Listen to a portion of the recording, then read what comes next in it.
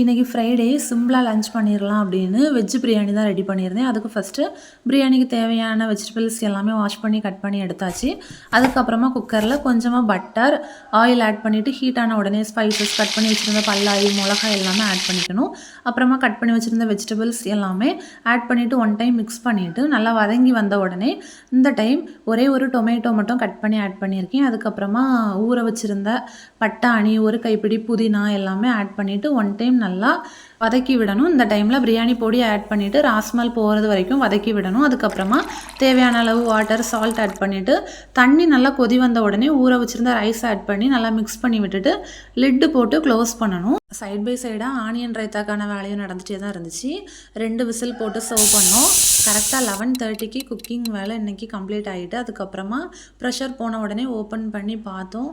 பிரியாணி நல்லா உதிரி உதிரியாக செம்ம டேஸ்ட்டாக சூப்பராக வந்துச்சு. நீங்களும் ட்ரை பண்ணி பாருங்கள்.